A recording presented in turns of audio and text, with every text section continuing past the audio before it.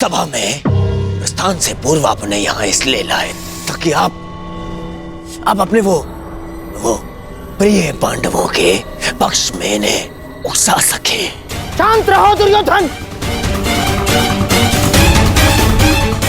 हस्तिनापुर के महामंत्री है ये, और एक महामंत्री के समक्ष तुम इस भांति बात नहीं कर सकते। मूर्खता मत करो। नहीं मामाश्री, नहीं, आज मुझे बोलने दीजिए। इन्होंने आज तक केवल पांडवों का साथ दिया और मेरा विरोध किया। दुर्योधन, अपनी वाणी पर संयम रखो। ये मत भूलो कि महात्मा विदुर न केवल तुम्हारे महामंत्री परंतु तुम्हारे काका श्री भी हैं। काका श्री होते तो मेरा समर्थन करते, उन पांडवों का नहीं।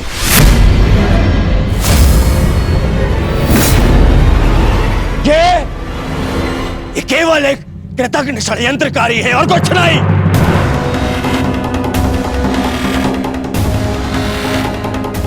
इन्होंने कभी हमारे हित की बात नहीं करी। ना ये तब चाहते थे कि मेरे पिता राजा बने, और ना ये आप चाहते हैं कि मैं सिंहासन पर बैठूं। बहुत बुरी बात है काका श्री, हमारा अन्न खाके उन पांडवों का पक्ष लेते हैं आप। भाग्य है कि ये मेरे पिता के आधे भाई हैं, अन्यथा राजद्रोही घोषित करके इस दासी पुत्र को दंड देता मैं। दुर्योधन!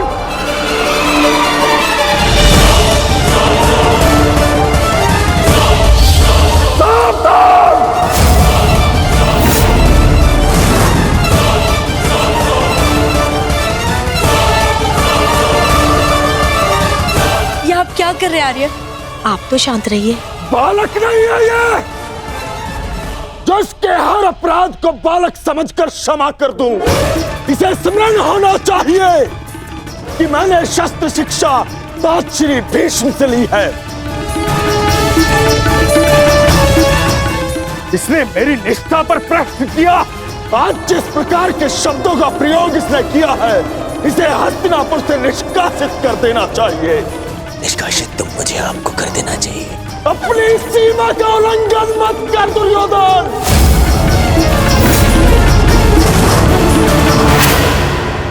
अपने शब्दों की रास को थाम कर रखो दुर्योधन। ये मत भूलो कि महात्मा विदुर हस्तिनापुर के महामंत्री और हस्तिनापुर के रणनीतिकार भी।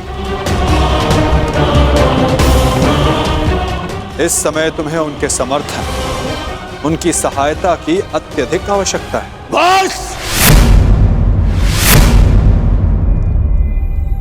ऐसे सैकड़ों महामंत्री मेरे चरण धोते हैं। मुझे इस युद्ध को जीतने के लिए एक दासी पुत्र के समर्थन की आवश्यकता नहीं है। दुर्योधन!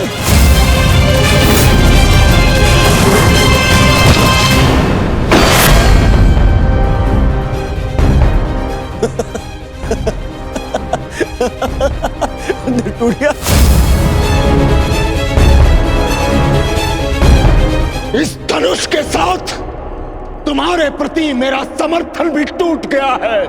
अब ना तो तुम मेरे शस्त्र उपयोग कर पाओगे और ना ही मेरी नीति।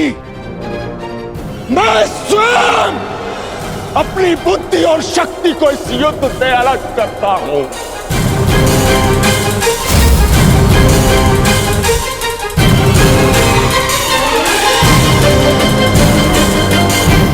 दुर्योधन, हंसना बंद करो ये हंसना। धर्मात्मा, देखिए, क्षमा कर दीजिए इसे। बच्चा है, बालक है ये। छोड़िए मामाश्री, ऐसे दोगले इंसान का हमारे साथ ना होना ही हमारे लिए श्रेयस्कर है। गंगाराज, इससे पहले कि मेरे क्रोध से मेरे विवेक का बांध टूट जाए, ले जाओ इसे यहां से। और ना जाओ तो क्या कर लेंगे? ईश्वर के लिए चुप हो जाओ। तुम्हें ज्ञात नहीं है तुमने कितना बड़ा अनर्थ किया है। अब चलो यहां से, चलो चलो।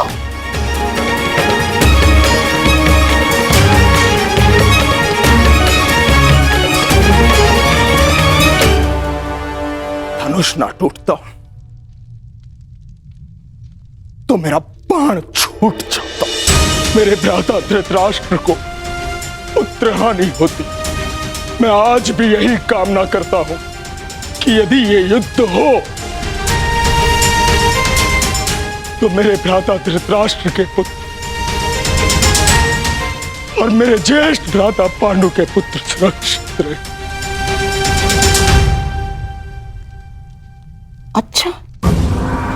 अच्छा खेल खेला आपने वासुदेव।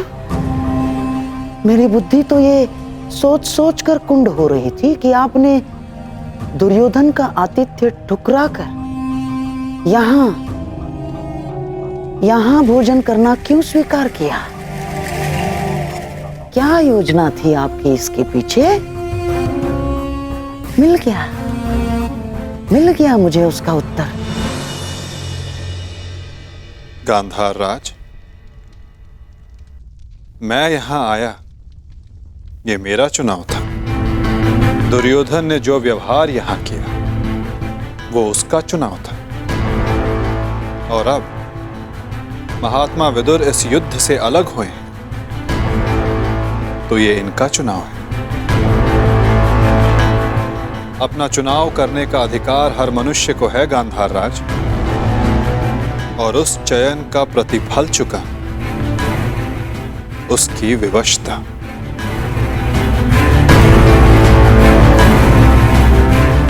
प्रणिपात।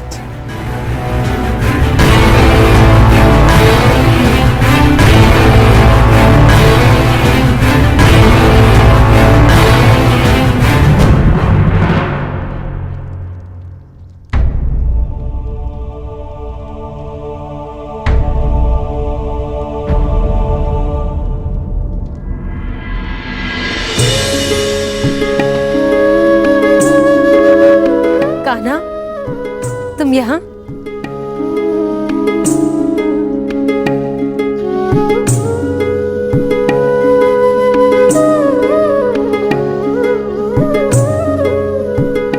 सोचा कि अपनी बुआ को बता दूं कि भूखे पेट शयन करने से बुरे स्वप्न आते हैं। मेरी निद्रा और भूख तो तभी उड़ गई थी जब युद्ध की घोषणा हुई थी। कृष्ण,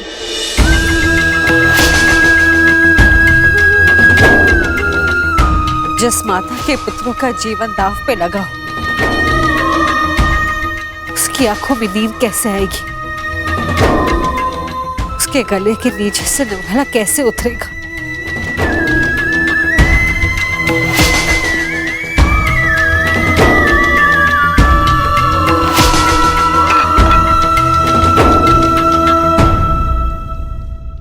बुआ बैठो। मैं तो यहां इसलिए आया था कि अपनी बुआ के साथ भोजन का आनंद उठा सकूं, परंतु मेरी बुआ इतनी व्याकुल, इतनी निराश है। यदि आपको मुझ पर विश्वास है कि मैं आपके पुत्रों की रक्षा करने में सक्षम हूं, तो क्या आप फिर भी भोजन नहीं करेंगी? तुम्हारी बात कोई चाह के भी कैसे टाल सकता है? तो फिर पहले आप भोजन कीजिए।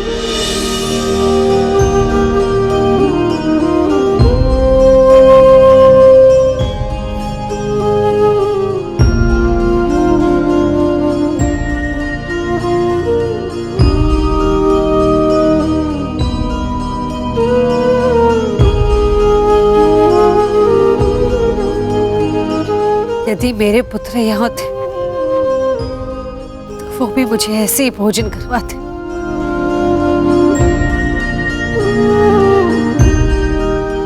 धन्यवाद कृष्ण, जो तुम यहाँ पर आकर मेरे पुत्रों के स्थान पर खड़े हुए और प्रकृत विकट परिस्थिति में मेरे पुत्रों का मार्गदर्शन करने के लिए।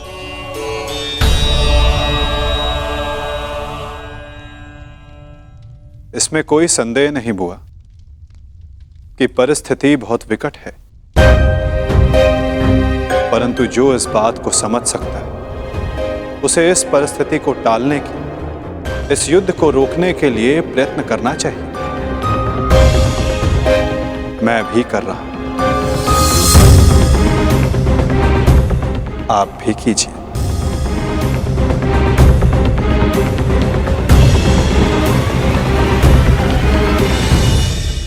मैं समझी नहीं, मैं क्या कर सकती हूँ?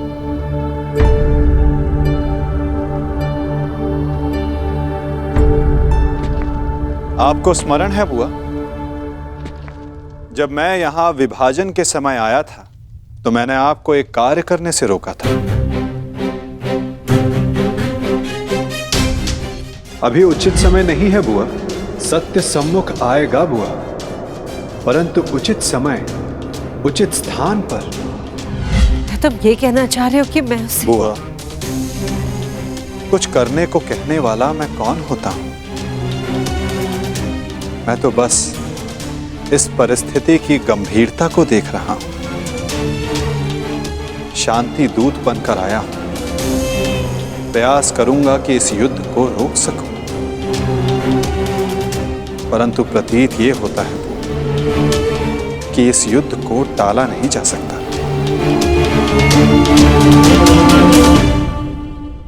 मुझे भी उसी दिन का भय है कृष्ण, जब मेरे दोनों पुत्र एक दूसरे के समक्ष अस्त्र दान कर एक दूसरे का रथ बांधने के लिए प्रस्तुत होंगे, परंतु इसे रोका कैसे जा सकता है? संदेह तो है बुआ,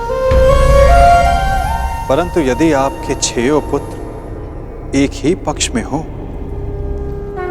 तो कदाचित युद्ध का प्रश्न ही ना उठे।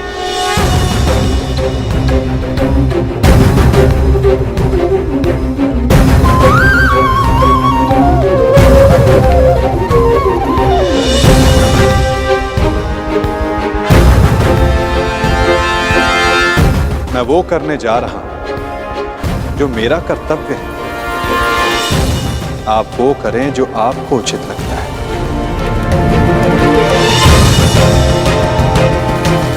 आज्ञा दें। प्रणिपात।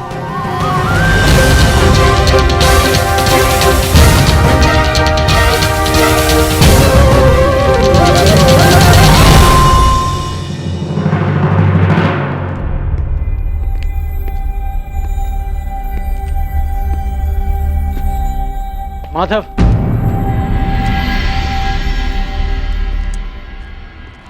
मित्र,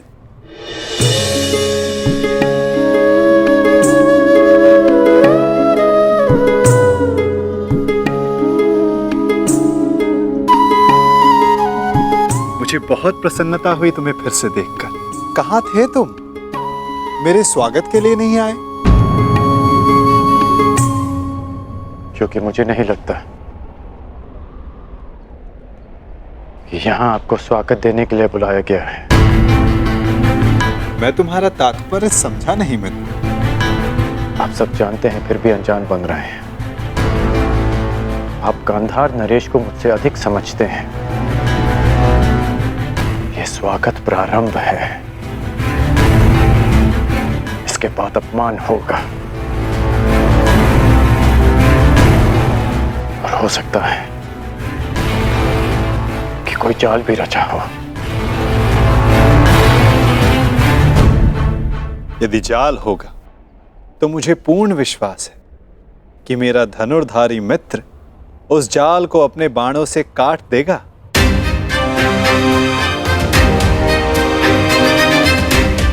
यदि मैं ऐसा नहीं कर पाया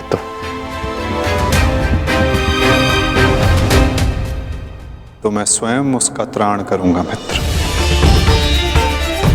हाँ, अब हम सबसे भिन्न हैं,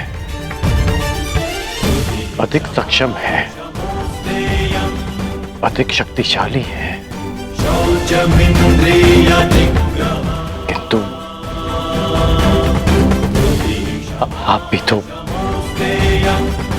मानव का ही रूप है ना,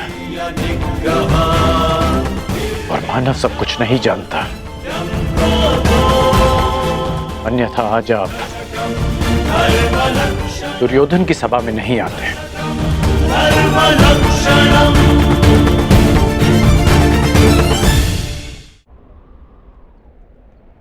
तुमने सत्य कहा मित्र, मानव सब कुछ कहां जानता है। जैसे कि तुम, यदि तुम भी सब कुछ जानते होते तो दुर्योधन की ओर नहीं होते मित्र।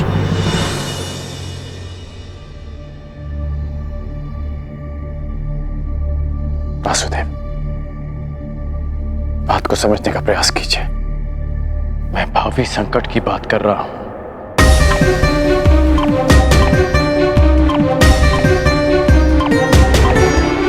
आगे मत बढ़िए, रुक जाइए वासुदेव।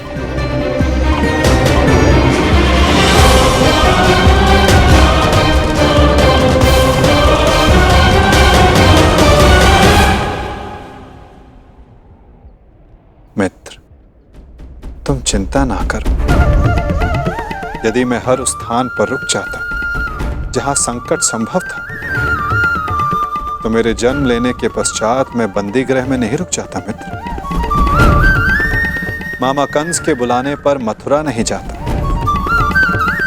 मामाओं से निपटने का मेरा बड़ा अनुभव रहा है मित्र। मैं जानता हूं कि भीतर क्या होने वाला।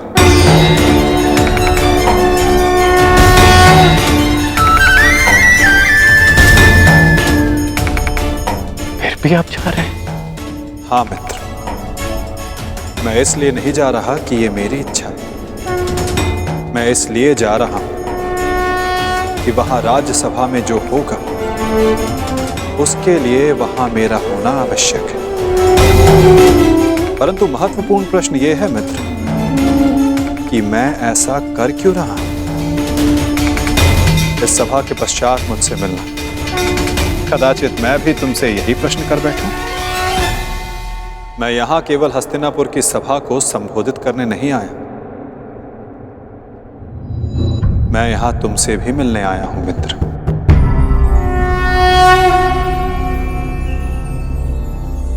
तुम सदा मुझसे यही प्रश्न करते आए हो कि मैं इस पक्ष में क्यों, मेरा मत क्या है। क्या मैं ही कर्ता धर्ता हूं या केवल दृष्ट? क्या मैं ही कार्य साधता हूं या कार्य का साक्षी मात्र?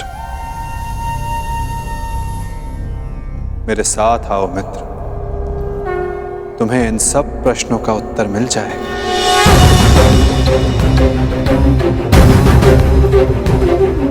मैं इस सृष्टि का साक्षी, आज तुम मेरे साक्षी बनो मित्र।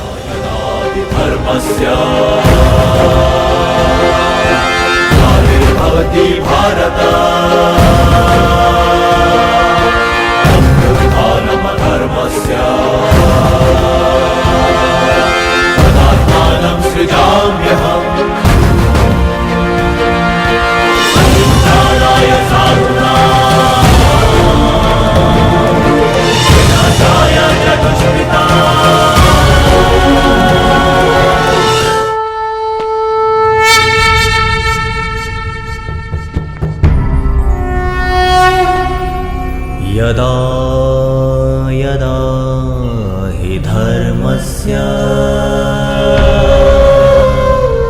ग्लानिर्भवति भारत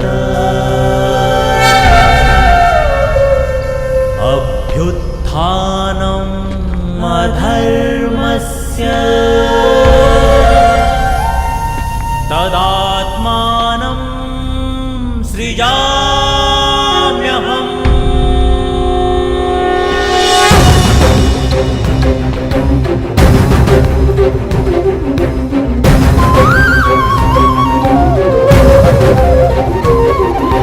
यदा यदा हि धर्मस्य ग्लानिर्भवति भारत धर्मस्य तदात्मानं सृजाम्यहम्।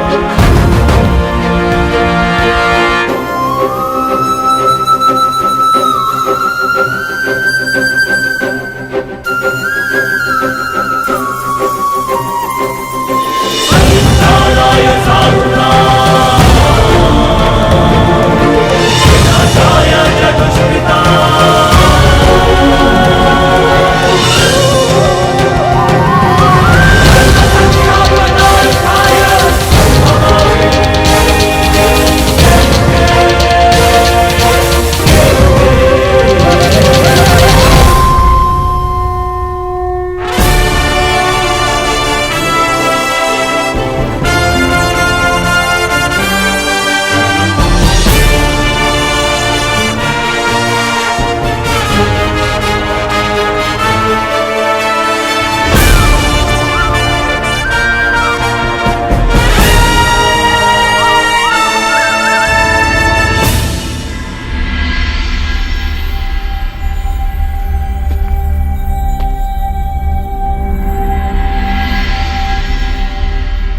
प्रणिपात उस महान योद्धा को जो कुरुवंश के सबसे बड़े संबल हैं, जिन्हें संसार स्मरण करेगा तो इसलिए कि उन्होंने अपना संपूर्ण जीवन, अपना कर्म और अपना धर्म समस्त कुरुवंश को समर्पित कर दिया। जो कुरुकुल का, कुरुवंश का मार्गदर्शन करते, उनको मार्ग दिखाते। कुरु गौरव महामहिम भीष्म को प्रणिपात। नारायणं नमस्कृत्य नरं प्रणिपात उस महान राजा को जो कुरुकुल का सर्वे सर्वा है, जो राष्ट्र का निर्माता है, उस महाराज धृतराष्ट्र को, इस शांति दूत कृष्ण का प्रणिपात। स्वस्ति। अपने ज्ञान और शिक्षा के बल पर सामान्य कुरु कुमारों को भारतवर्ष का महान योद्धा बनाने वाले अर्जुन, भीम, दुर्योधन जैसे महान योद्धाओं के आचार्य श्री द्रोणाचार्य को मेरा प्रणिपात। कल्याण हो वसुदेव।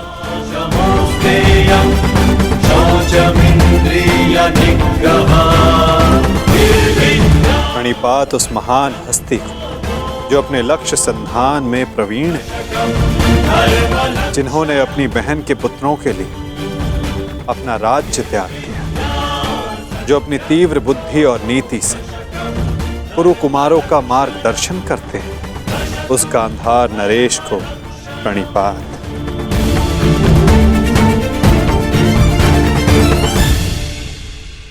प्रणिपात महानितिज्ञ महात्मा विदुर को।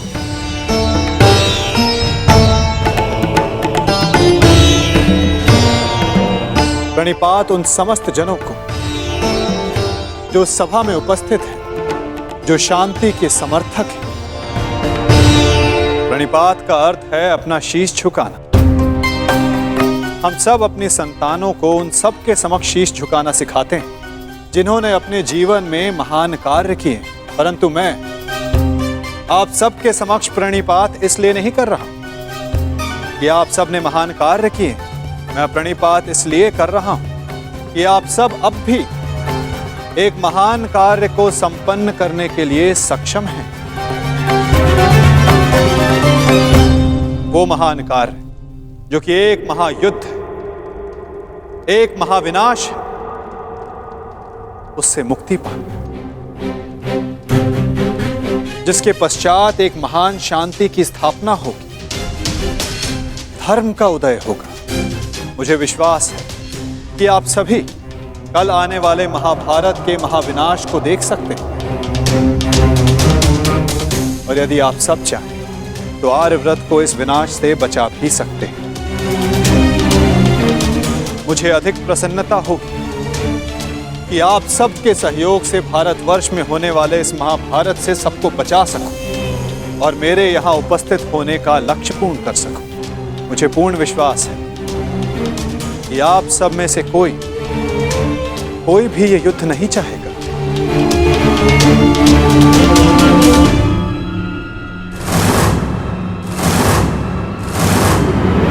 संसार का सबसे बड़ा कष्ट होता है परिवार में आया क्लेश। परिवार का अर्थ है ऐसा समूह जो साथ रहे, जो एक दूसरे के साथ जिए, एक दूसरे का संबल बने।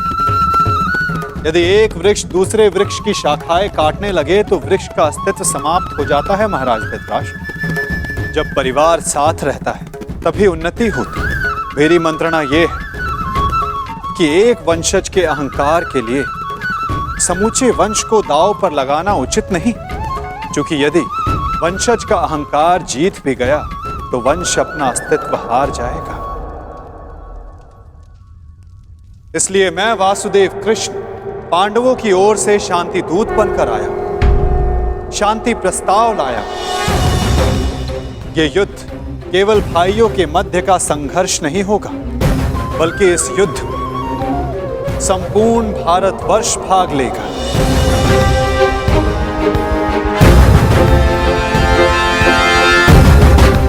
इसलिए विनाश भी सैकड़ों, सहस्त्रों और लाखों नहीं, करोड़ों में होगा। और इसीलिए मैं ये अंतिम प्रयास करने आया, ये प्रस्ताव लाया कि आप सभी इस महाभारत को, इस महायुद्ध को रोकने के लिए मेरी सहायता करें।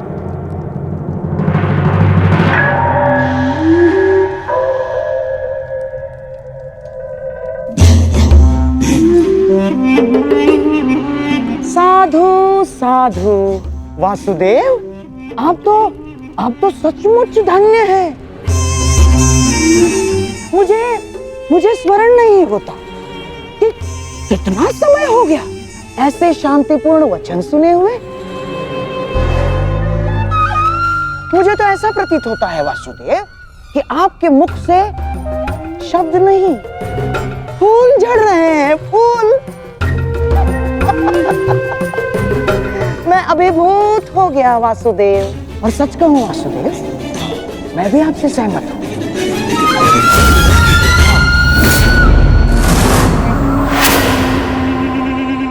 मैं भी नहीं चाहता कि ये युद्ध हो ना। अमाश्री, ये क्या कह रहे हैं आप? हाँ दुर्योधन, वासुदेव बिल्कुल उचित कह रहे हैं। हमें इस युद्ध को रोकने का पूरा प्रयास करना चाहिए, समझ गए? हाँ हाँ वासुदेव, सबसे श्रेष्ठ युद्ध वो है जो कभी हो ही नहीं। और युद्ध की परिस्थिति उत्पन्न न होने देने का एक ही उपाय है कि एक पक्ष दूसरे पक्ष पर आक्रमण ना करे। चलिए ठीक है, हम पांडवों पर आक्रमण नहीं करेंगे, परंतु वासुदेव, द्वारकाधीश, क्या आप यह आश्वासन दे सकते हैं कि पांडव भी हम पर कभी भी आक्रमण नहीं करेंगे? कभी भी। गांधार नरेश, आप आक्रमण के संदर्भ में बात कर रहे हैं और मैं यहां युद्ध की आवश्यकता को ही समाप्त करने के विषय में बोल रहा हूं। अच्छा ऐसा है। यदि ऐसा है वासुदेव, तो हम आपका प्रस्ताव सुनना चाहेंगे। हाँ, आप शांति दूत हैं तो संदेश तो लाए ही होंगे। और हाँ, ऊपर से आप शांति प्रस्तापित करना चाहते हैं। तो वासुदेव, शांति प्रस्तापित करने के लिए जिस समाधान की आवश्यकता होती है वो समाधान भी लाए होंगे आप, है ना? बताइए क्या है इसका समाधान? प्रत्येक युद्ध की नींव में अन्याय छिपा होता है गांधार राज। और अन्याय का केवल एक ही समाधान है, और वो समाधान है न्याय।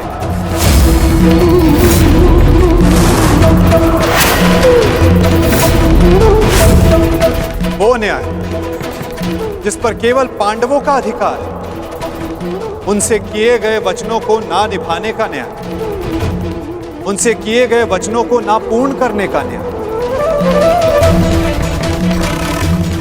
इस भरी सभा में जो अधर्म हुआ, जो अन्याय हुआ, उसके प्रति न्याय। महाराज धृतराष्ट्र, मैं यहां पांडवों की ओर से उनके साथ जो अन्याय हुआ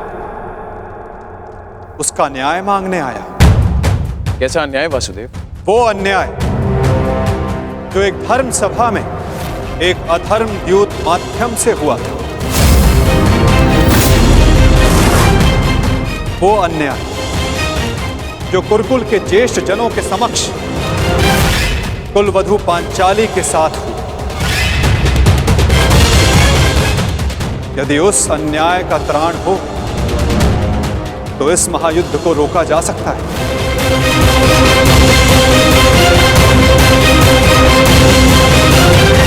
कुरुकुल श्रेष्ठ महाराज धृतराष्ट्र, महामहिम भीष्म, मैं पांडवों की ओर से उस अन्याय के लिए न्याय मांगने आया हूं। स्मरण रहे महाराज, यदि आपने पांडवों को न्याय नहीं दिया, या तो उसे वो पुण्य से अर्जित कर लेंगे या फिर उसे छीन लेंगे।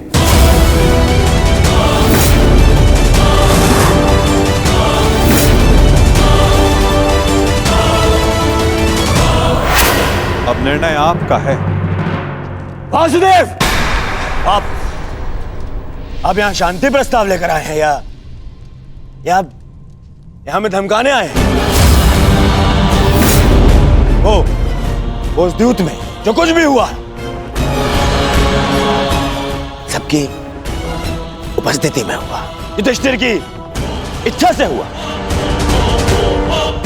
अरे वो हार गया, अपना राज्य हार गया, वो उसका प्रारब्ध था। छलबद्ध अन्याय को प्रारब्ध नहीं कहा जा सकता युवराज।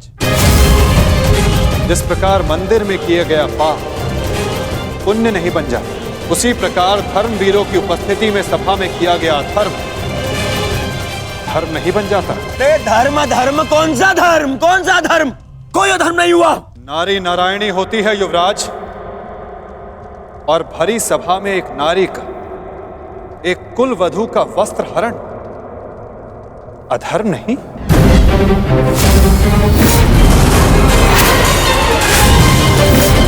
यदि तुम्हें विश्वास नहीं तो अपने ज्येष्ठों की झुकी दृष्टि से पूछो दुर्योधन।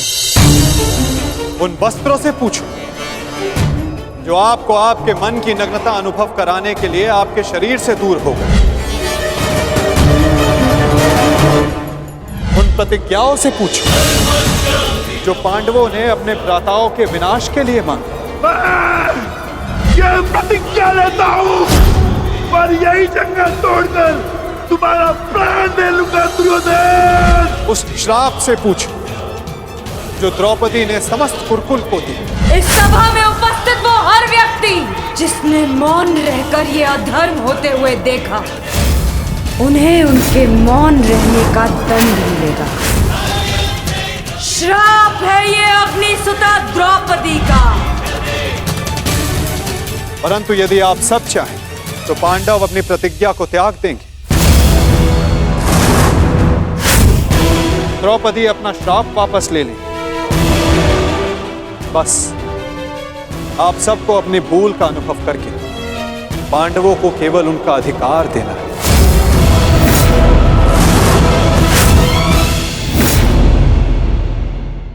आप सबको अपनी भूल का अनुभव करके पांडवों को केवल उनका अधिकार देना है। ये कैसा न्याय है वासुदेव?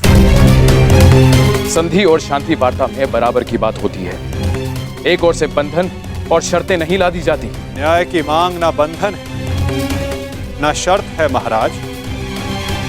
केवल एक निवेदन है। यदि ऐसा है तो मेरा निर्णय यह है कि दुर्योधन मौन रहो। निर्णय लेना महाराज के हाथ में है, तुम्हारे नहीं। तुम शांत रहो।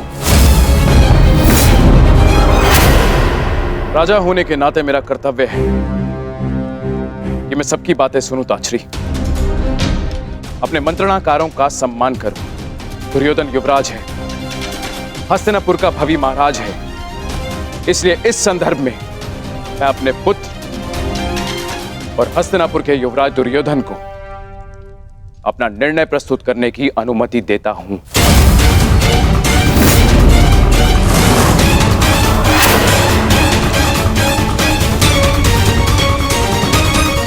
धन्यवाद पिताश्री। हाँ तो सुनिए वासुदेव, ऐसा है कि उस द्यूत में पांडव स्वयं अपना अधिकार हार बैठे थे। अब ना तो वो किसी भी राज्य का उनको अधिकार है और ना ही राजा होने का।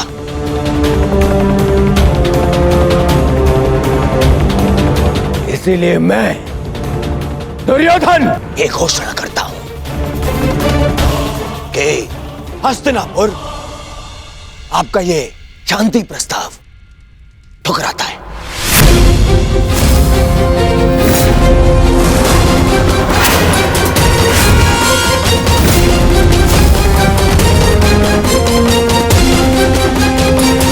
दुर्योधन, क्या तुम्हें इस बात का अनुमान भी है कि शांति प्रस्ताव ठुकराने का अर्थ है युद्ध को निमंत्रण?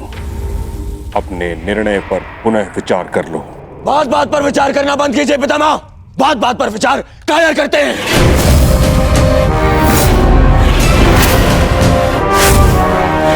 योद्धा का जन्म ही युद्ध के लिए होता है और मैं इस युद्ध के लिए प्रस्तुत हूं।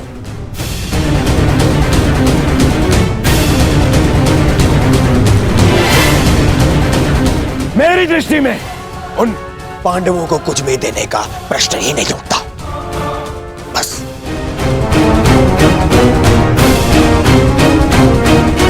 मैंने ये सभा समझौते के लिए रखवाई थी, न कि अपने ही अधिकार के त्याग के लिए। ये मेरा अंतिम निर्णय है। मैं उन पांडवों को इंद्रप्रस्थ नहीं दूंगा तो नहीं दूंगा।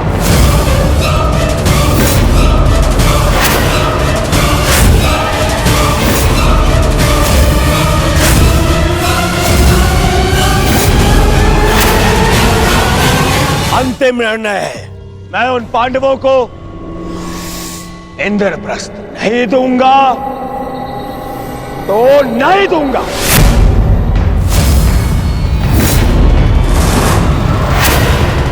उचित है दुर्योधन, तुम इंद्रप्रस्थ रख सकते हो। उसकी सेना भी रख लो, अस्त्र शस्त्र रख लो, लाखों गाय अश्व, उसकी प्रजा भी रख लो, कोटि कोटि धन संपत्ति, जो कुछ भी पांडवों ने अपने परिश्रम से अर्जित किया था वो सब रख लो दुर्योधन। परंतु इस अन्याय के प्रतिकार स्वरूप केवल एक कार्य कर दो। प्रतीक के रूप पांचों पांडवों को 5 गांव दे दो।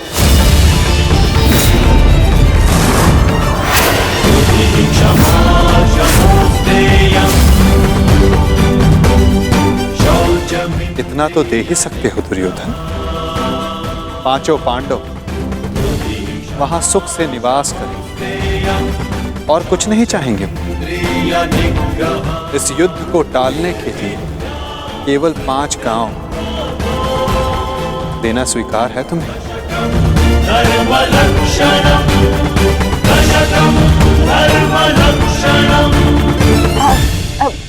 वासुदेव वासुदेव वासुदेव,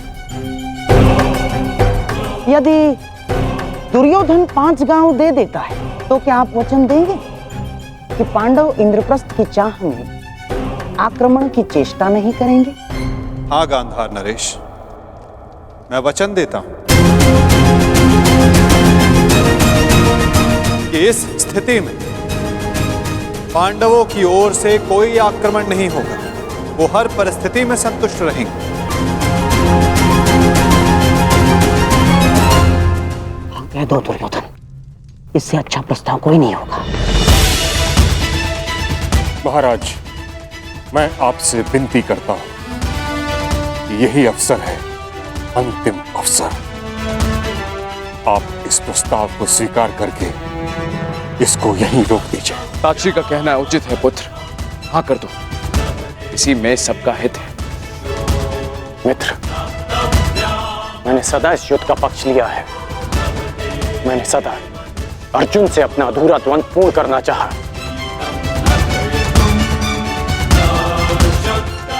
मैं अपना अधूरा द्वंद्व कभी और पूर्ण कर लूंगा। इस समय पूरे भारतवर्ष को महाविनाश से बचाने की आवश्यकता है। हाँ कह दो मित्र।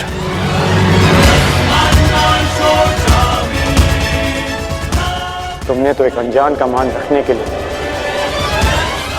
उसे अंगराज बना दिया,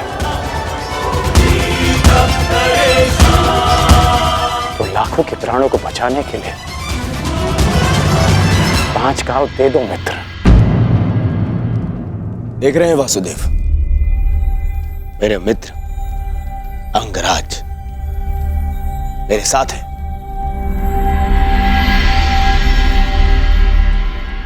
और आपको तो अच्छे से ज्ञात है कि कर्ण को अंगराज मैंने बनाया।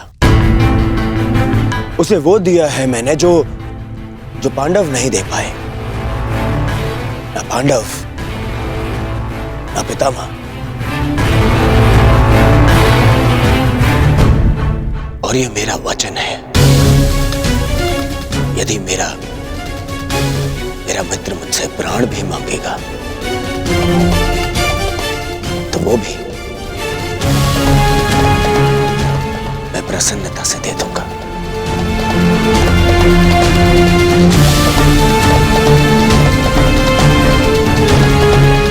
परंतु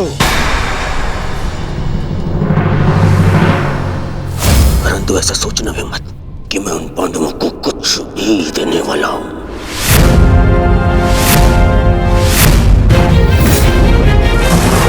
पता है, बचपन से मुझे यही आभास कराया गया है कि मेरा किसी भी वस्तु में कोई अधिकार नहीं, ना अपने पिता के राज्य पर, ना सिंहासन पर।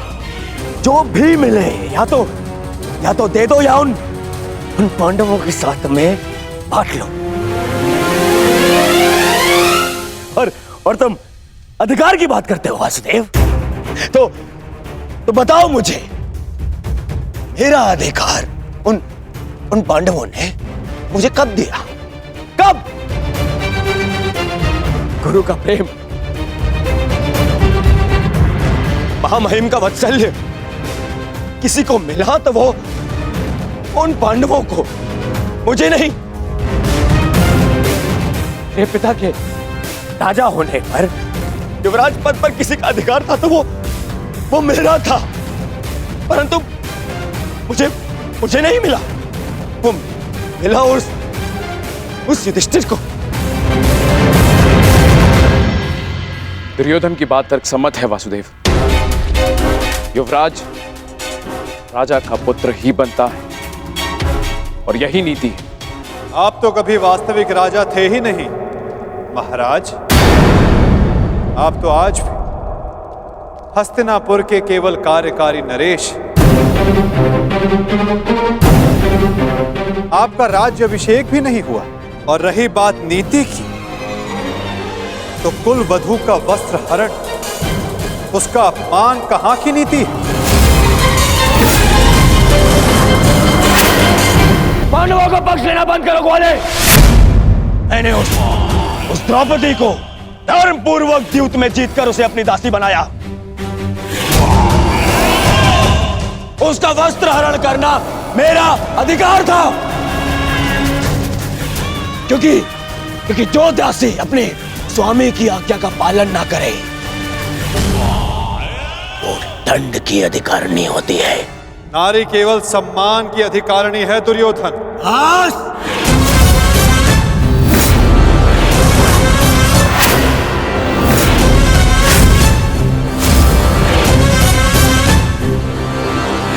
दूत बनकर आए हो,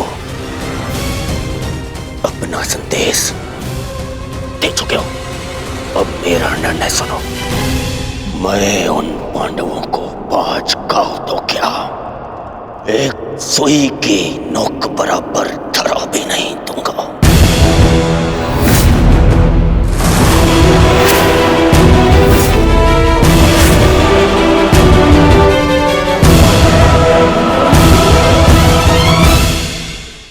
मैंने तुम्हारा संदेश भली भांति समझ लिया है युवराज।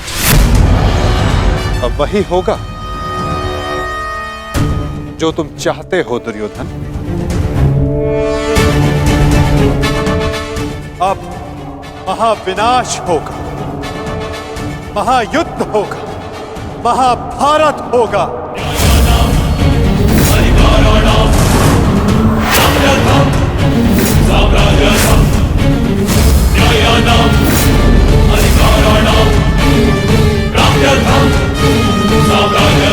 प्रणिपात।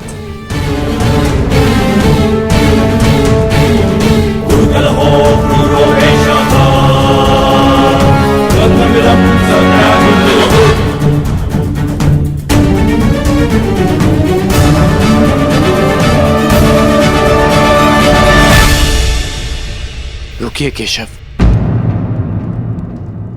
मित्र, एक बार और विचार कर लो। अरे मित्र, राजा बलि की कथा स्मरण है तुम्हें? वो मायावी वामन उनसे 3 पग मांगने आया था। 3 पग भूमि, और उस 3 पग में उस वामन ने न केवल तीनों लोक नाप लिए बल्कि उस बलि का नाश भी कर दिया।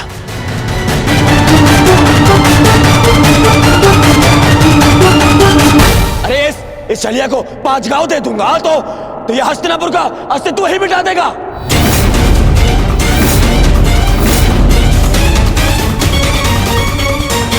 अखंडी कृष्ण, तुम्हारी मीठी मीठी बातों का प्रभाव इन पर पड़ सकता है, दुर्योधन पर नहीं। तो फिर मैं प्रस्थान करता हूं।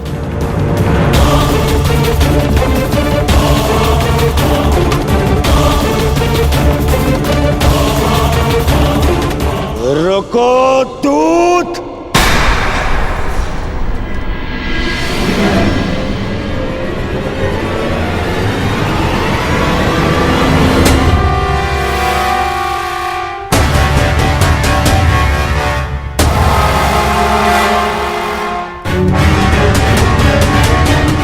मैंने तुम्हें जाने की आज्ञा नहीं दी है अभी।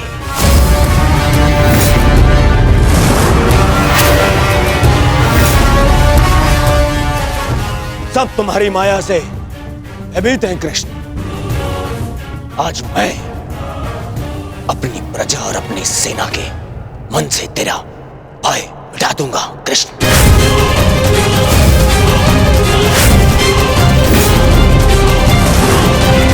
तुम हस्तिनापुर से बाहर नहीं जाओगे।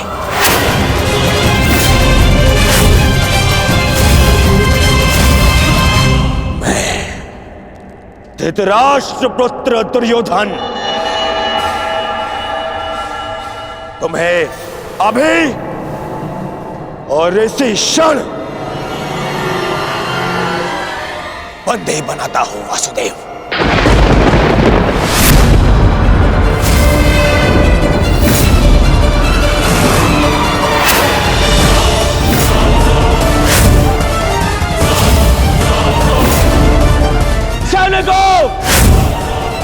बंदी बनाओ इस छल्ले को।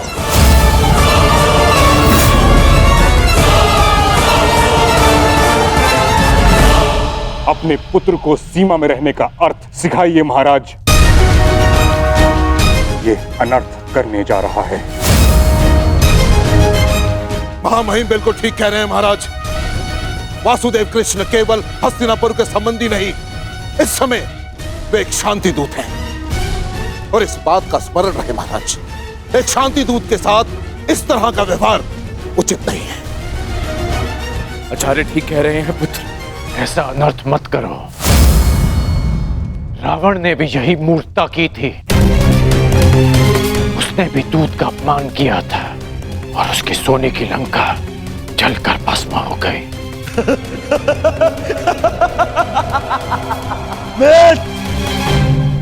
रावण मूर्ख था जो सामान्य रस्सी से हनुमान को बांधने चला था, परंतु मैंने इस विशेष दूत के लिए एक विशेष धातु की श्रृंखला बनवाई है।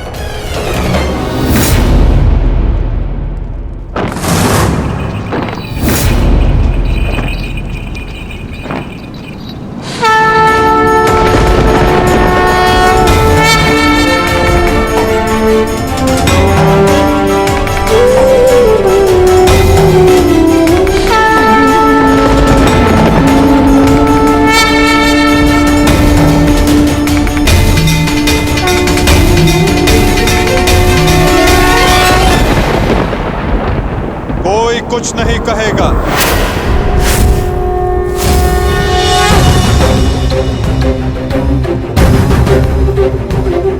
मेरा आप सबसे निवेदन है कि मेरे और दुर्योधन के मध्य में ना आए और साक्षी बने इस क्षण के। इसे भान नहीं कि ये क्या कर रहा है, जिसके जन्म के पश्चात जिसे बंदी गृह की बेड़ियां ना बांध सके, सैनिकों का पहरा ना रोक पाए, आज तुम उसे बांधने चले हो दुर्योधन।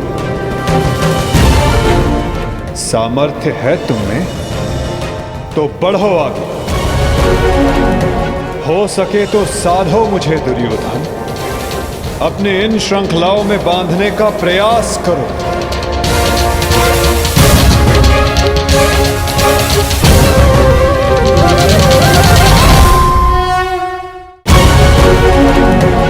हो सके तो साधो मुझे दुर्योधन।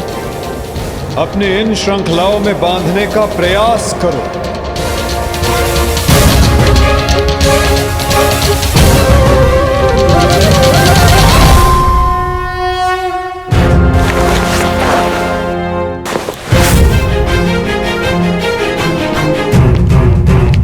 उठाओ उस तेरे को।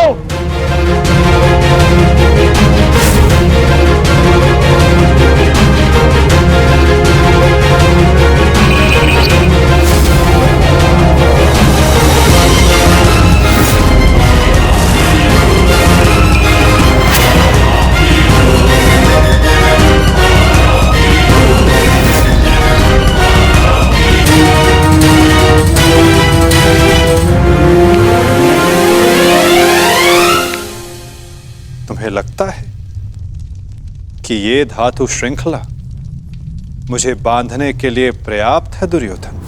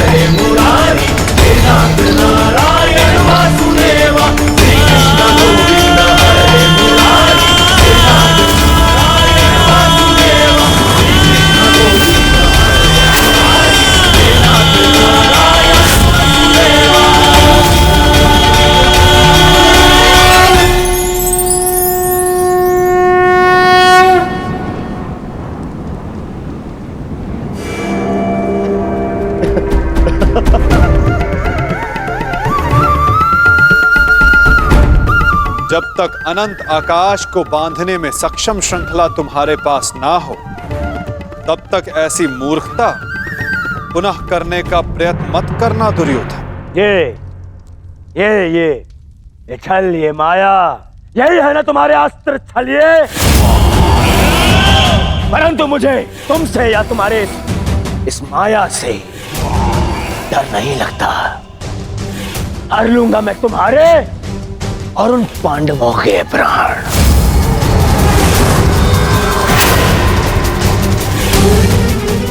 स्मरण रखना कि इस महायुद्ध में अंत करेगा तुम्हारा और उन पांडवों का यह दुर्योधन। जो स्वयं मृत्यु के शिखर से गिरने वाला हो, उसे अपने अंत की चिंता करनी चाहिए मूर्ख दुर्योधन। जिस सत्य को, जिस भविष्य को मैं टालना चाहता था, उसे आज तुमने स्वयं आमंत्रण दे दिया। और सत्य ये कि इस महायुद्ध के अंत में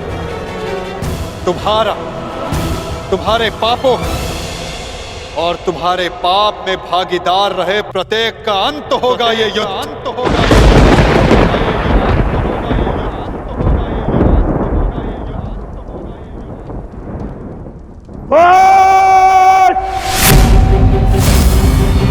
मेरे राज्य में, मेरे ही सभा में आके मुझे ही धमकी देता है छलिए। तुम्हारा राज्य, तुम्हारी सभा, इस राजसभा के समक्ष कितना सा आकार है तुम्हारा दुर्योधन, और हस्तिनापुर के समक्ष कितनी सी है ये सभा, और इस पृथ्वी के सामने कितना सा है हस्तिनापुर, और इस ब्रह्मांड में क्या स्थान रखती है ये पृथ्वी। यदि मनुष्य का अभिमान और दम उसके आकार से अधिक बड़ा हो जाए, तो वही मनुष्य को स्वयं अपने बोझ से मार डालता है। और तुम्हारे अंत का कारण भी यही अभिमान होगा दुर्योधन, और तुम्हारा अंत भी तुम्हारे इसी अभिमान से होगा दुर्योधन।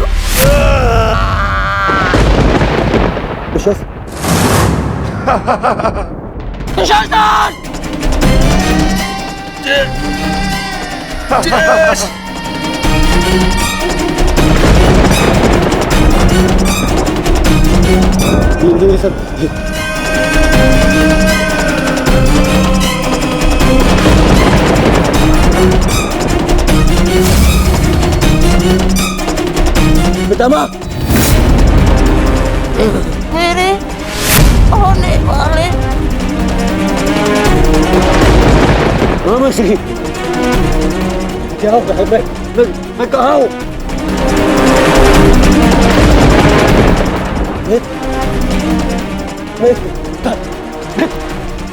मत कर।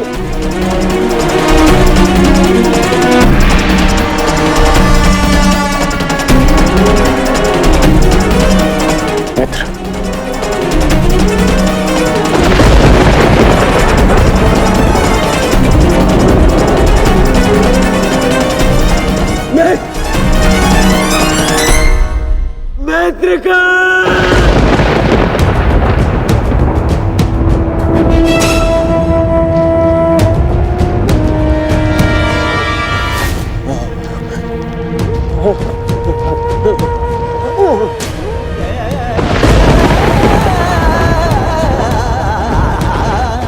असंभव है ये, असंभव है ये। इसे तुमने ही तो संभव बनाया है दुर्योधन।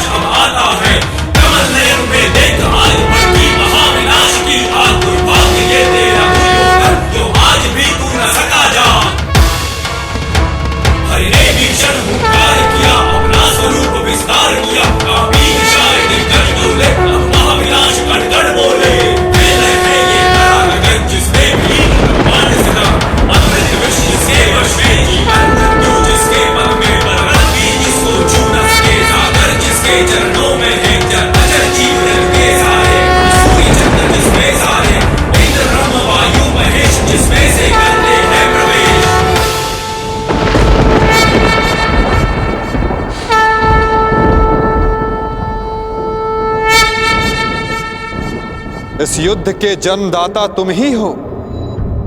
ध्यान से देखो इसे, ये कुरुक्षेत्र है। ये तुम्हारे अहंकार का परिणाम है दुर्योधन। तुम्हारे छल का निष्कर्ष है ये तुम्हारे मद का, तुम्हारे कर्मों का फल है दुर्योधन। ये उस पाप का परिणाम है दुर्योधन जो भरी सभा में याज्ञसेनी के साथ हुआ। ये उस श्राप का परिणाम है जो पांचाली के धधकते हृदय से निकला। देखो मूर्ख, मृत्यु तुम्हें पराजित कर चुकी है और तुम विजय का स्वप्न देख रहे हो।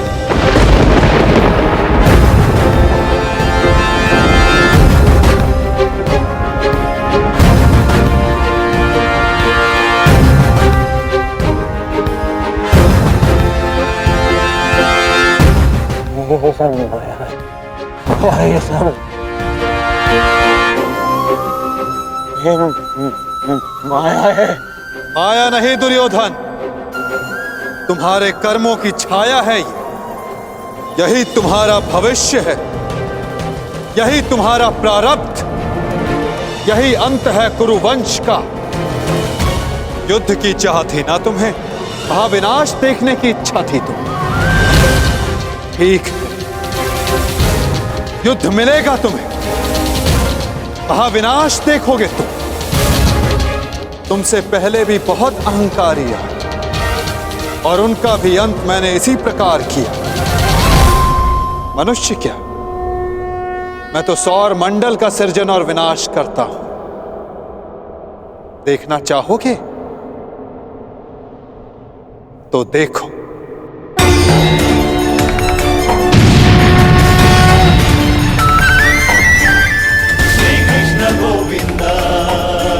उधर देखो दुर्योधन।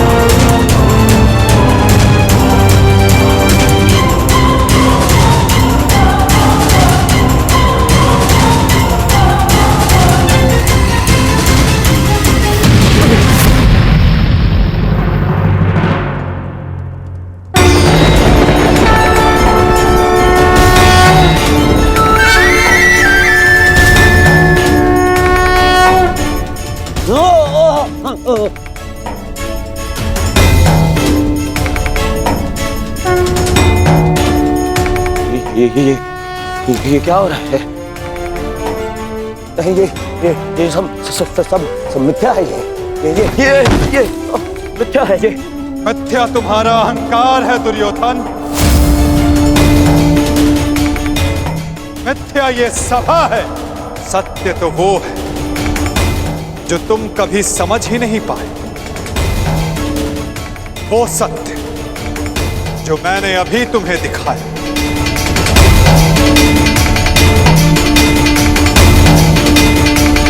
सत्य केवल मैं हूं दुर्योधन, शेष सब मिथ्या। ये सब माया है। तुम साधारण मनुष्य हो और कुछ नहीं हो।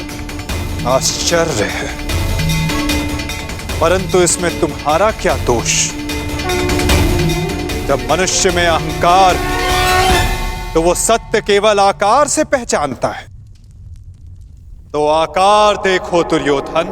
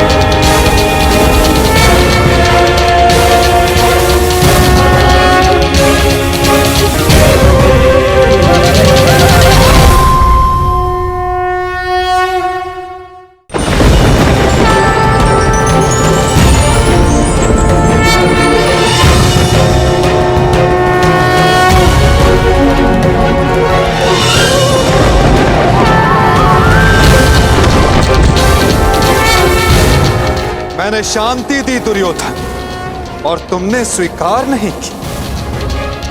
मैंने मैत्री दी परंतु अपने अहंकार के आगे तुम्हें मैत्री का मूल्य समझ नहीं आया।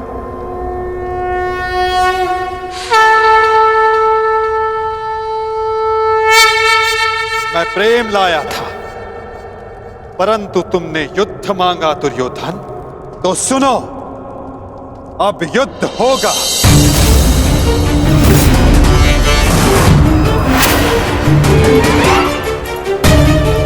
मैं जीवन का संदेश लाया था, तुमने मृत्यु का विकल्प चुना, तो मैं मृत्यु दूंगा।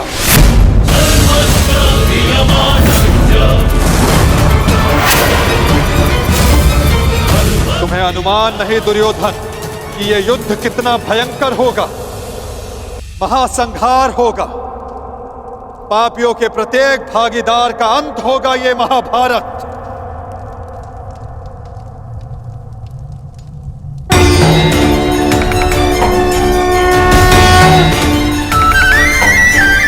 श्री कृष्ण गोविंद हरे मुरारी हे नाथ नारायण वासुदेवा।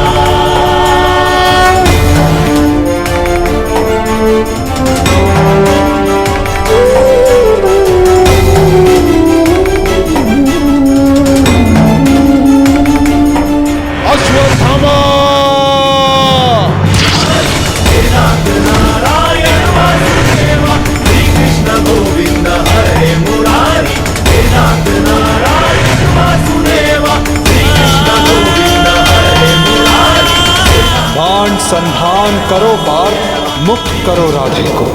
हरे मुरारी नाथ नारायण वासुदेवा श्री कृष्ण गोविंद हरे मुरारी। नाथ नारायण वासुदेवा। सभा में इतनी शांति क्यों है? कोई बताएगा मुझे आखिर हो क्या रहा है?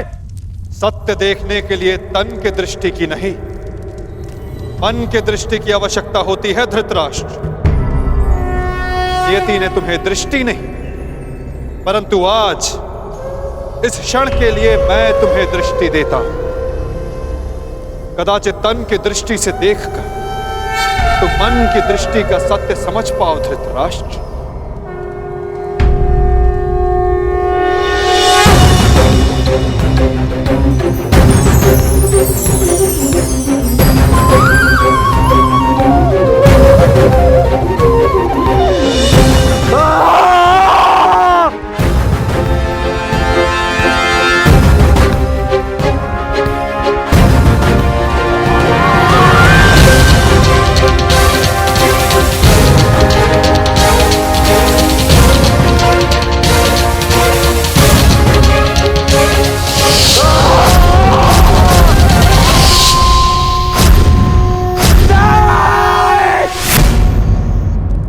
नहीं चाहिए ये दृष्टि मुझे, वापस ले लो। ये क्या अनर्थ दिखा दिया मुझे वासुदेव, ले लो, वापस ले लो।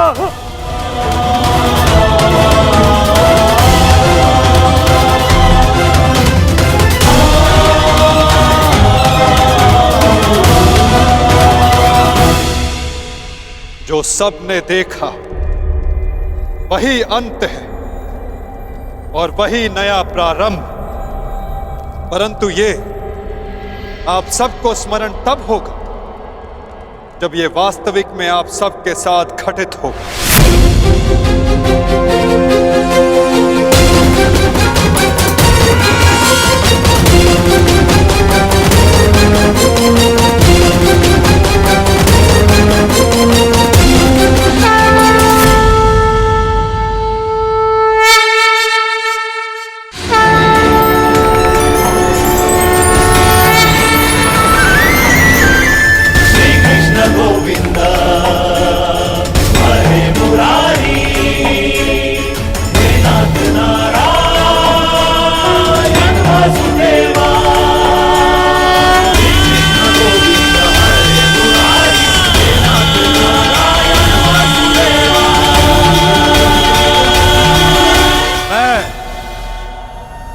वासुदेव इस महायुद्ध, इस महाभारत की घोषणा करता हूं।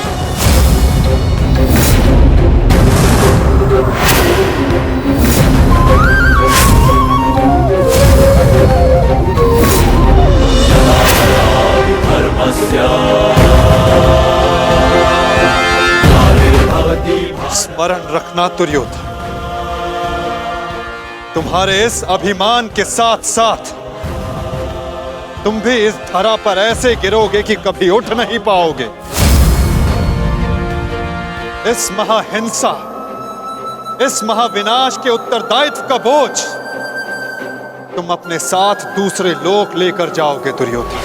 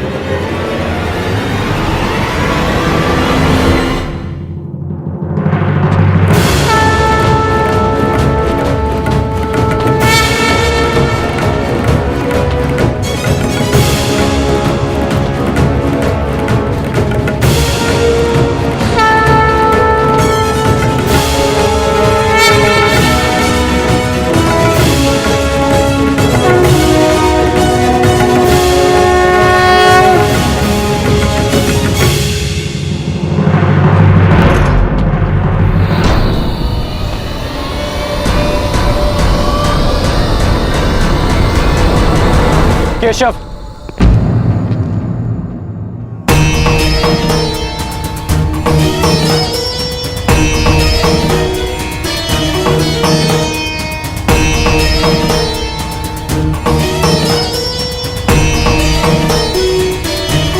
मुझे सदा से भान था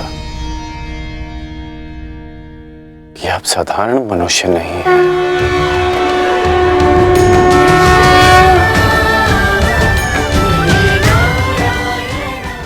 आज जो मैंने देखा उसके पश्चात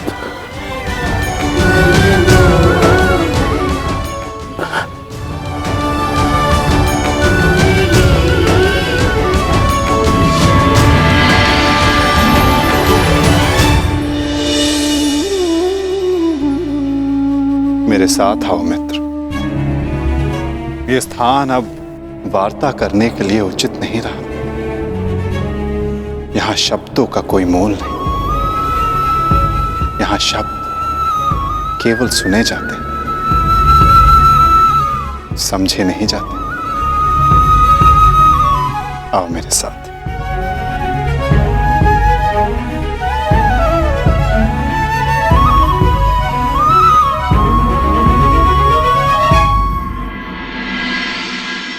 केशव,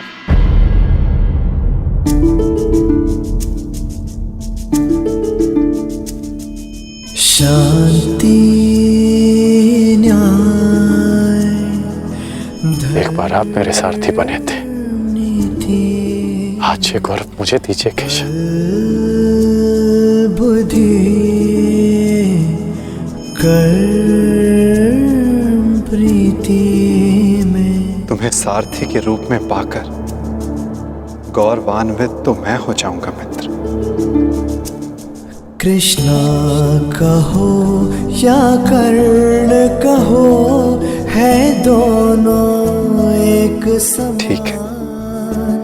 कृष्णा कहो या कर्ण कहो, है दोनों एक समान।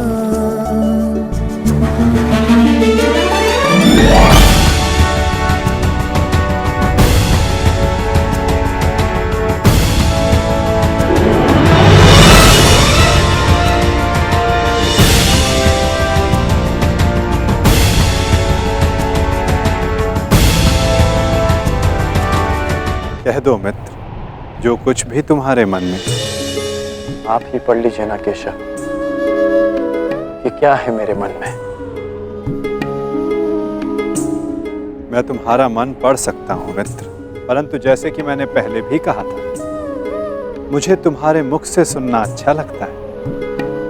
अब कह भी दो मित्र, क्या है तुम्हारे मन में? इस समय जो मेरे मन में चल रहा है वो ये है कि आपने मुझे पांडवों के पक्ष में आने का प्रस्ताव दिया था। हाँ, और तुमने उस प्रस्ताव को अस्वीकार कर दिया था। हाँ, परंतु मैंने कभी नहीं सोचा था कि मेरा ये निर्णय मुझे आपके विपक्ष में खड़ा कर देगा केशव। आपको तो युद्ध का परिणाम पता है ना केशव।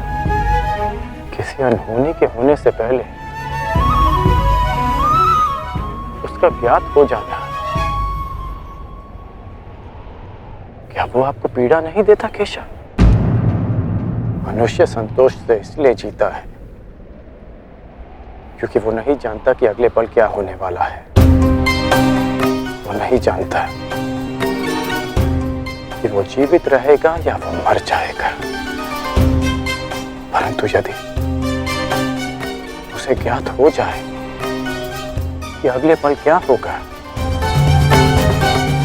या वो कब मर जाएगा, तो आपको नहीं लगता कि उसके आने वाले पल भय और चिंता में बीतेंगे?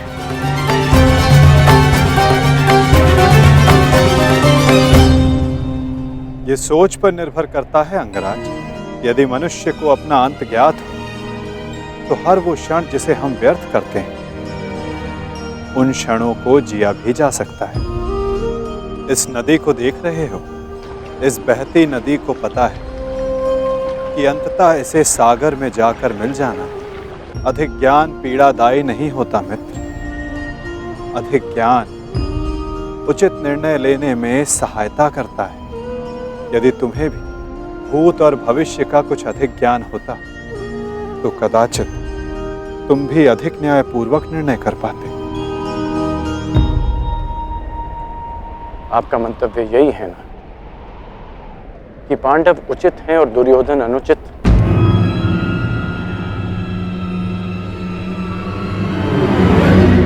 क्षमा कीजिएगा, परंतु मैं आपकी इस बात से सहमत नहीं हूं।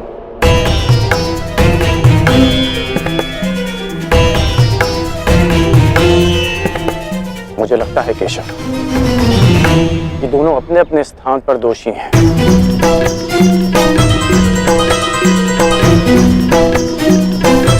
और इसी कारण से दोनों अपनी अपनी दृष्टि में निर्दोष और सही हैं। यदि दोनों ही दोषी तो तुम निष्पक्ष क्यों नहीं हो जाते मित्र? क्योंकि मुझे लगता है कि दुर्योधन युधिष्ठिर से कहीं अधिक सक्षम शासक सिद्ध होगा। इतने अधर्म करने के पश्चात भी? हाँ, क्योंकि वो युधिष्ठिर की भांति धर्मराज होने का ढोंग नहीं करता। आप ही बताइए केशव, कि जिसने स्वयं की पत्नी को दांव पर लगा दिया हो, जिसने द्यूत के कुचक्र से निकलकर स्वयं को द्यूत में फिर से फंसा लिया हो, वो कैसा धर्मराज?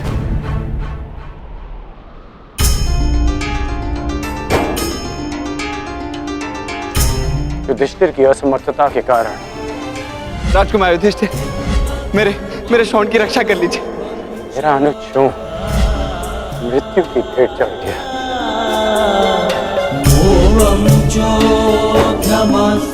जब मुझे सूत पुत्र कहकर रंगभूमि की स्पर्धा में भाग लेने के लिए अयोग्य घोषित कर दिया गया था, राजकुमार के साथ द्वंद्व की अनुमति एक सूत पुत्र को नहीं दी जा सकती।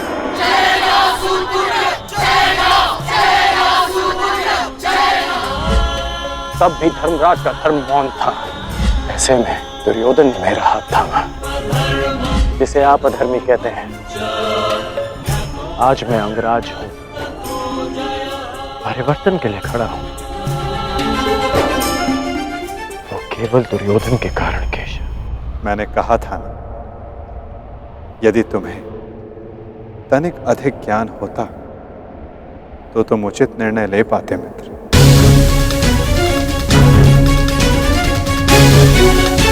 मैं समझा नहीं। तुम सदा स्वयं को सूत पुत्र समझते आए होकर, और यदि तुम्हारा ये ज्ञान मिथ्या हुआ तो? मिथ्या?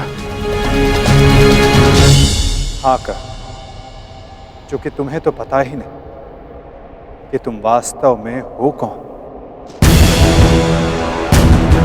मुझे ज्ञात है कि मैं कौन हूं, और मुझे गर्व है कि मैं अधिरथ पुत्र कर्ण हूं, राधे पुत्र कर्ण हूं, सूत पुत्र कर्ण हूं।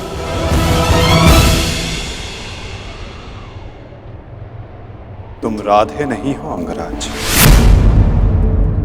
तुम अधिरथ पुत्र नहीं, तुम सूत पुत्र नहीं।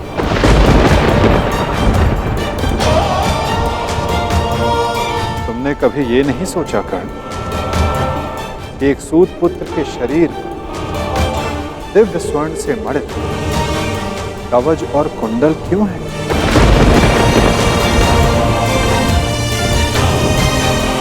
तुम्हारे मन में यह प्रश्न कभी नहीं उठा कि एक साधारण से सारथी के पुत्र के पास ये कवच और कुंडल क्यों है?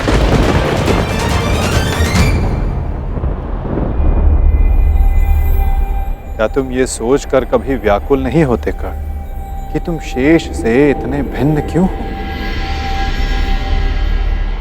तुम सूर्य पुत्र कर्ण, सूर्य पुत्र कर्ण, सूर्य पुत्र कर्ण, सूर्य पुत्र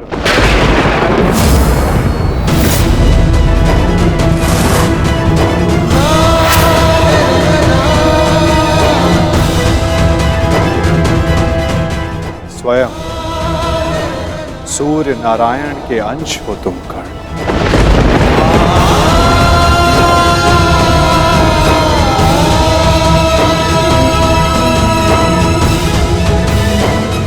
यह सत्य है, मेरे पिता अधिरथ हैं, और मेरी माता राधा। सत्य से भागो मत कर्ण, और सत्य यही है कि अधिरथ तुम्हारे पालक पिता हैं। तुम उन्हें गंगा किनारे मिले थे, कभी सोचा नहीं कि क्यों सूर्य का तेज तुम्हारे मुखमंडल पर रहता है? कभी अनुभव नहीं किया मित्र कि क्यों सूर्य का ताप तुम्हारे शरीर पर स्निग्धता का अनुभव कराता है? तब भी समझ नहीं आया तुम्हें जब दिग्विजय करते समय पांचाल युद्ध में क्यों शत्रु पक्ष पर सूर्य देव का ताप बरस रहा था? क्योंकि तुम अधिरथ पुत्र नहीं, तुम सूर्य देव का आशीर्वाद हो कर्ण।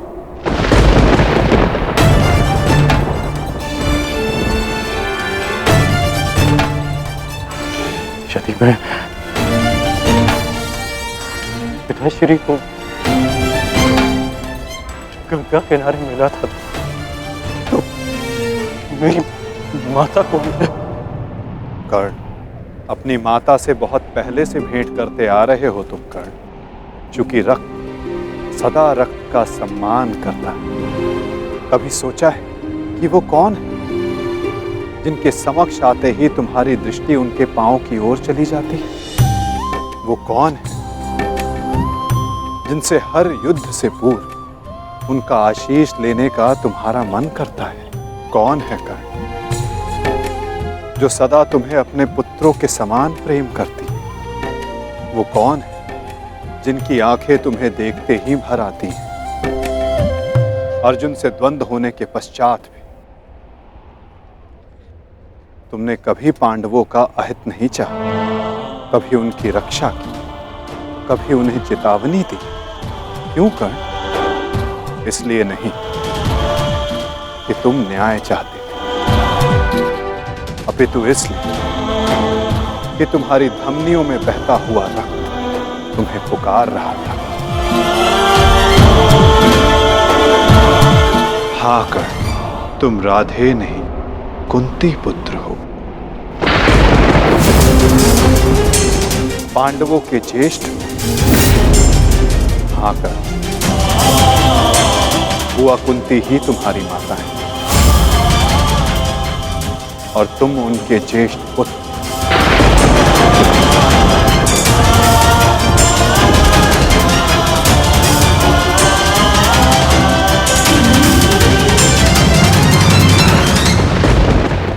ये सत्य नहीं है। कह दीजिए केशव कि ये असत्य है। आप चाहते हैं ना कि मैं पांडवों के पक्ष में हो जाऊं, अपने मित्र का साथ छोड़ दूं, इसलिए आप मेरे साथ छल कर रहे हैं। हाँ, आप छल कर रहे हैं मेरे साथ। यदि मेरा कथन तुम्हें छल लगता है मित्र, तो जाओ स्वयं उनसे जाकर पूछो जिनके नाम से तुम संसार को अपना परिचय देते। भद्र, अधिरथ और देवी राधा से जाकर पूछ लो।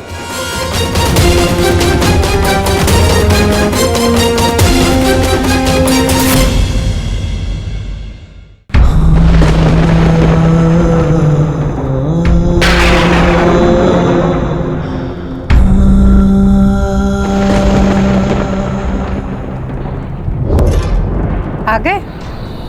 उचित समय पर पहुंच गए। आओ भीतर आओ।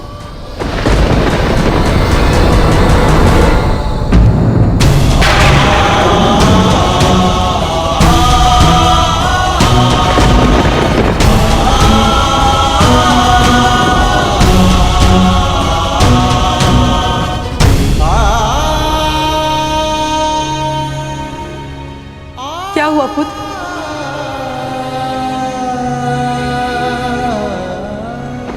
तुम राधे नहीं हो अंगराज, तुम सूर्य पुत्र कर्ण हो।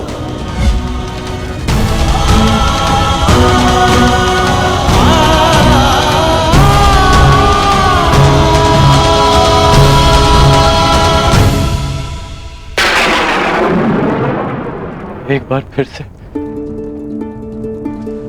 पुत्र कहकर पुकारिए ना। पुत्र?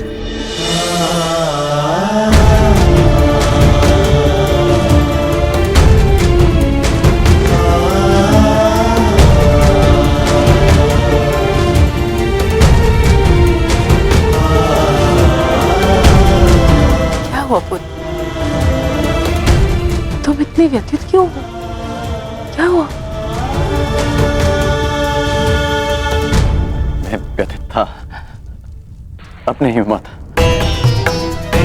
मैं समझ गया कि ये वासुदेव का खेल है। वो मेरे साथ खेल खेल रहे हैं माता। खेल? कैसा खेल? क्या विनोद किया केशव ने? बहुत भारी विरोध किया उन्होंने। उनका कहना है कि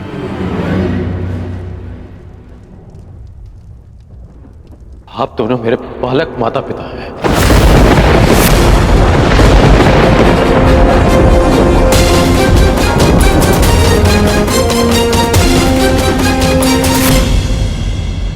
मैं पिताश्री को गंगा तट पर मिला था कि सूर्यदेव मेरे पिता है और माता कुंती मेरी माता।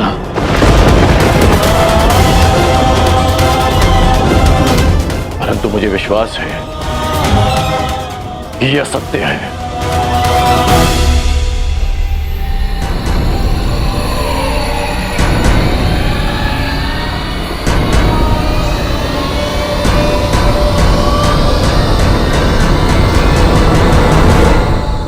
ये असत्य है ना? मैं आप ही का पुत्र हूं।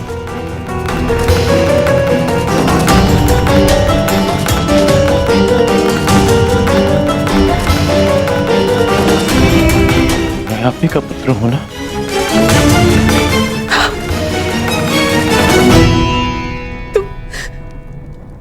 तुम मेरे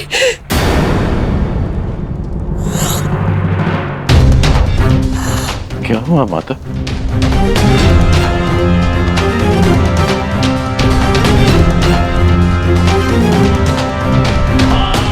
क्या हुआ पिताश्री? आप दोनों मौन क्यों हैं? कहिए ना कि आप ही मेरी माता है। कहिए ना कि मैं आपका पुत्र हूं। कहिए ना कि आप मेरी माता है। कहिए ना कि आप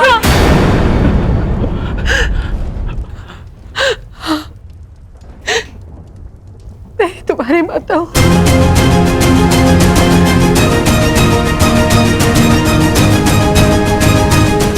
परंतु दात्री नहीं।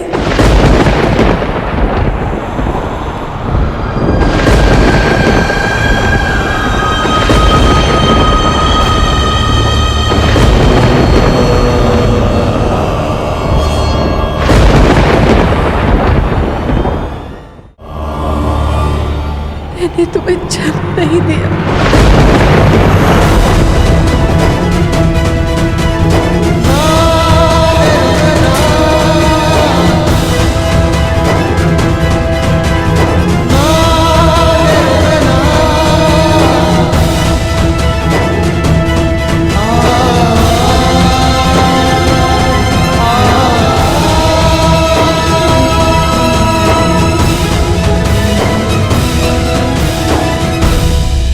इतने वर्षों से हमने तुमसे ये सत्य छुपा कर रखा कि देवी कुंती तुम्हारी माता है। इसी कारण हम न तुम्हें धनुर्विद्या सीखने देना चाहते थे और न रणभूमि में जाने देना चाहते थे, क्योंकि देवी कुंती तुम्हारी जन्मदात्री है। केशव ने तुमसे कदाचित असत्य नहीं कहा। तुम मेरे पुत्र नहीं।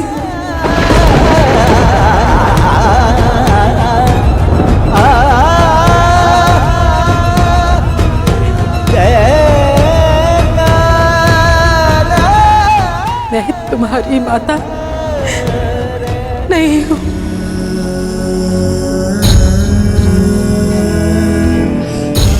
आप असत्य कह रही हैं कि आप मेरी माता नहीं हैं।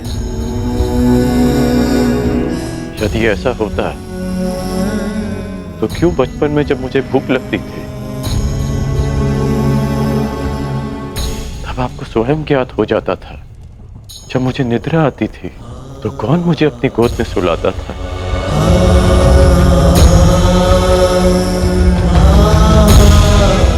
आप ही ना। जब मैं शिक्षा पूर्ण कर घर वापस लौटा तो आपको बिना ज्ञात हुए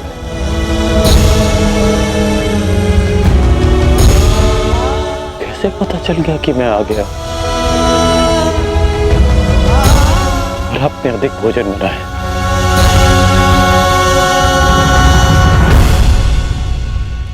क्यों मेरे राज्याभिषेक पर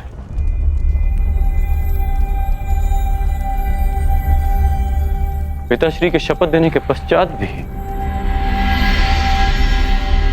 आप मुझे छुप कर देखने आई थी जब मैं अंग जा रहा था? तब क्यों मुझे परिवर्तन का आशीष दिया?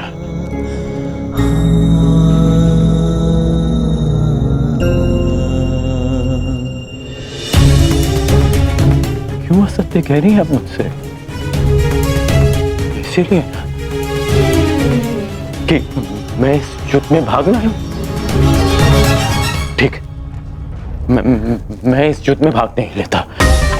मैं सदा ही आपके चरणों में बैठा रहूंगा। मैं यहां से कहीं नहीं जाऊंगा। बस इतना कह दीजिए कि आप ही मेरी माता। कह दीजिए।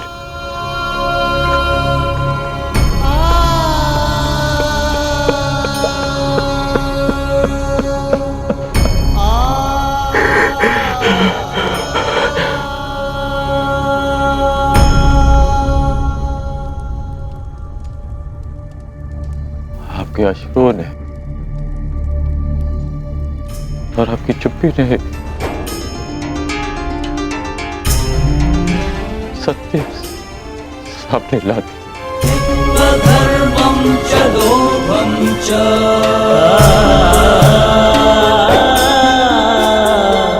मोहं चोऽधमस्थितः।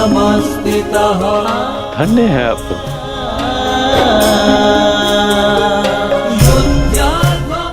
किसी और की संतान इतना प्रेम दे।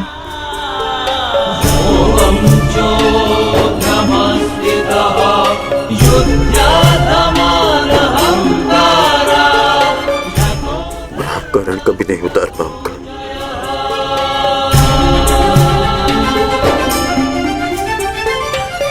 अब मेरा सत्य भी सुन लीजिए। मैं सदा राधेकरण ही कहलाऊंगा।